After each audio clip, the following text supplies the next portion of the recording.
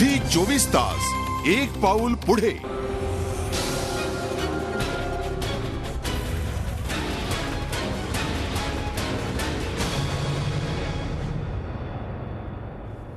नमस्कार, मी अमोल जोशी. रोकठोक मध्ये आपलं स्वागत.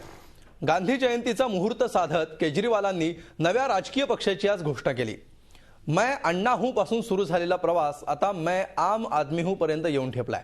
केजरीवालांच्या राजकीय पक्षामुळे सध्याच्या राजकीय व्यवस्थेत काय फरक पडेल, हा नवा राजकीय पक्ष आपली स्पेस नेमकी कशी निर्माण करणार आणि सामान्य माणूस केजरीवालांची ही नवी टोपी डोक्यावर चढवेल का, यासारख्या प्रश्नांचा वेध घेऊया नवी टोपी नवी इनिंग या खास कार्यक्रमात.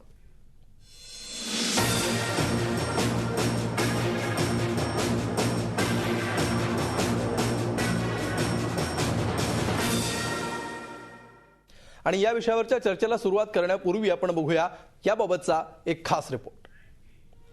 महात्मा गांधींच्या जयंती दिनी अरविंद केजरीवालांनी स्वतःच्या पक्षाची घोषणा केली आहे. गांधी जयंतीचा मुहूर्त साधत नव्या पक्षाचा जन्म झाला असला तरी पक्षाचं बारसं मात्र 26 नोव्हेंबरला होणार आहे. आगामी विधानसभा आणि लोकसभा निवडणुकांची रंगीत तालीम दिल्ली विधानसभा निवडणुकांमध्ये करणार असल्याचे स्पष्ट संकेतही केजरीवालांनी दिले.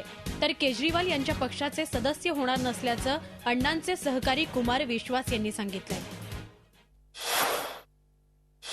जब ये आंदोलन दिल्ली विधानसभा के चुनाव लड़ेगा और दिल्ली विधानसभा में जाएगा तो 10 दिन के अंदर वो मॉडल यहाँ पे लागू कर दिया जाएगा. 6 तारीख को 3 बजे इस देश के 2 बहुत ही शक्तिशाली लोगों के खिलाफ भ्रष्टाचार का खुलासा किया जाएगा. मैं ये जो पार्टी नवीन बननी जा रही है इसका सदस्य नहीं हूं. मेरे अंदर इतनी क्षमताएं नहीं है कि मैं इनकी तरह काम कर सकूं. मैं अभी अपने को इस योग्य नहीं समझता कि जहां मनीष बैठते हैं, जहां अरविंद बैठते हैं, जहां प्रशांत हमारी बड़ी बहन शाइस्ता बैठती हैं, इनके साथ बैठ सकूं. केजरीवालांनी आपल्या पक्षाचं व्हिजन डॉक्युमेंटही सादर केलंय. त्यातून त्यांनी साधी राहणी उच्च विचारसरणी या तत्वाचा अवलंब करणार असल्याचा दावा केलाय. यामध्ये खासदार आमदार लाल दिव्याची गाडी घेणार नाहीत, अनावश्यक सुरक्षेचा वापर करणार नाहीत, खासदार आमदार छोट्याशा घरात राहणार, उमेदवार नाकारण्याचा आणि लोकप्रतिनिधींना परत बोलावण्याचा अधिकार जनतेला देणार, जनलोकपालसाठी संघर्ष सुरूच ठेवणार, निवडणुकांमधील सुधारणांसाठी बांधील राहणार, एका परिवारातील दोघांना निवडणूक लढवण्यास मनाई आणि शेतकऱ्यांच्या जमिनी जबरदस्तीनं घेणार नाही, अशा मुद्द्यांचा समावेश आहे. काँग्रेस आणि भाजपनं या नव्या पक्षाचं स्वागत केलंय. अरविंद केजरीवाल ने घोषणा की है कि अपनी पार्टी बनाएंगे, चुनाव लड़ेंगे. मैं कैसे देखते हैं आप?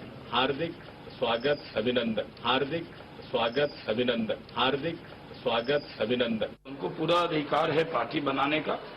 देश में करीब 60 पार्टियां हैं, 7 राष्ट्रीय पार्टी है और राष्ट्रीय पार्टी बनने के लिए एक परसेंटेज ऑफ वोट चाहिए होता है.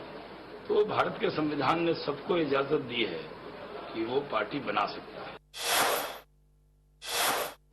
राजकीय वर्तुळात या पक्षाच्या निमित्तानं अजून एका नव्या टोपीचा प्रवेश झालाय.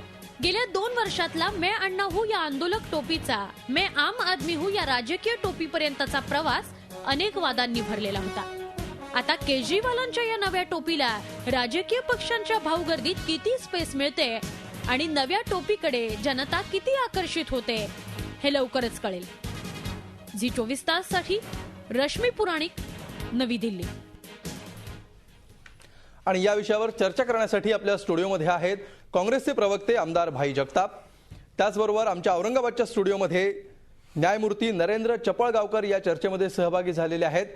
आणि त्याचबरोबर पुण्यातून कुमार सप्तर्षी आणि विश्वंभर चौधरी काही वेळातच या चर्चेमध्ये सहभागी होणार आहेत. त्याचबरोबर केजरीवाल समर्थक कार्यकर्त्या प्रतिभा शिंदे सुद्धा काही वेळातच या चर्चेमध्ये सहभाग घेत आहेत. आपण चर्चेची सुरुवात करूया न्यायमूर्ती नरेंद्र चपळगावकर यांच्यापासून. चपळगावकर सर, ज्या प्रकारे गेल्या काही महिन्यांचा प्रवास आपण बघतो आहोत, सुरुवातीला मैं अन्ना हूं ची टोपी होती, त्यानंतर मैं अरविंद हूं ची टोपी होती आणि आता मैं आम आदमी हूं ची ही टोपी आहे. मैं अन्ना हूं पासून मैं आम आदमी हूं पर्यंतचा हा प्रवास प्रगती म्हणायची की अधोगती, काय वाटतं तुम्हाला?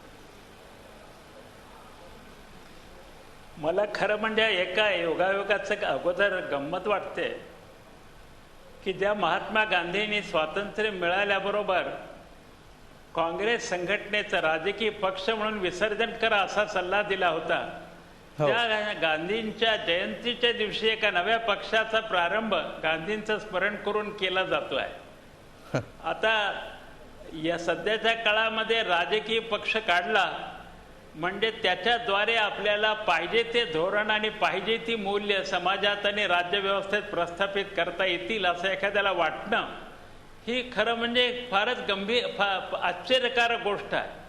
कोणत्याही राजकीय पक्षाची विश्वासार्हता सामान्य माणसाच्या मनामध्ये राहिलेली नाही.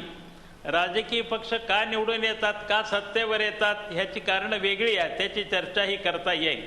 अगदी. परंतु राजकीय पक्ष एखादं धोरण, एखादं विशिष्ट लोकांची मागणी यासाठी काम करतात यावर आता लोकांचा विश्वास फारसा राहिलेला नाही. भ्रष्टाचाराचा मुद्दा आता समोर घेतला जातोय. तर भ्रष्टाचाराच्या मध्ये जो या भ्रष्टाचारापासून 100% मुक्त आहे असा राजकीय पक्ष दाखवा असं जर कोणी म्हणालं तर त्याचं उत्तर देणं कठीण आहे. कमी जास्त डावा उजवा 18-19 असेल किंवा आणखी काही कमी जास्त प्रमाण असेल, परंतु सर्व लोकांमध्ये आता भ्रष्टाचार हा राजकारणाशी संबंधित असलेला एक रोग म्हणून लोकांनी मनोमन मान्य केलेला आहे. आता अशा अवस्थेमध्ये आपण एक राजकीय पक्ष काढून हे नवं एक दिशा भारताच्या राजकारणाला देऊ असं केजरीवालांना वाटतंय आणि त्यांच्या सहकार्यांना वाटतं. फारच आश्चर्याची गोष्ट आहे. अगदी. भाई जगताप आपल्या सोबत आहेत. भाई, तुम्हाला एक प्रबळ प्रतिस्पर्धी मैदानात आला असं तुम्ही मानता का? नाही, पहिली म्हणजे त्यांचं याच्यापूर्वीच मी अभिनंदन केलं होतं ज्यावेळेला त्यांनी डिक्लेअर केलं होतं केजरीवाल यांनी. आणि त्यामुळे देशाच्या घटनेनुसार प्रत्येकाला अधिकार आहे आणि त्या अधिकाराचा वापर करून ते जर पक्ष काढत आहेत, काढला, आज त्यांनी औपचारिकरित्या त्याचं नाव जरी बारसं जरी केलं नसलं तरी त्यांनी ते डिक्लेअर केलं, त्यामुळे त्यांचं स्वागत आहे. लोकशाहीच्या प्रक्रियेमध्ये कोणाचंही स्वागत करणं आवश्यक आहे. परंतु आता आपण म्हणालात की आम्हाला प्रबळ, हे तुम्ही म्हणताय, मी म्हटलं नाही, असं केजरीवाल म्हणतात. मी तुम्हाला प्रश्न म्हणतीलच. त्यांना असं आहे की त्यांना ते म्हणावंच लागेल, त्यांना अजून काय बरंच काय म्हणावं लागेल. पहिल्याच दिवशी त्याने अनेक गोष्टी बोलताना एक गोष्टी म्हणला, मैंने टोपी डाली, मैं अभी सबको टोपी डालूंगा. आता ती टोपी कोणत्या प्रकारची मला माहित नाही, कारण तुमचा आजचा विषय टोपीचा आहे म्हणून. मैं अण्णा हूं पासून ही तिसरी टोपी.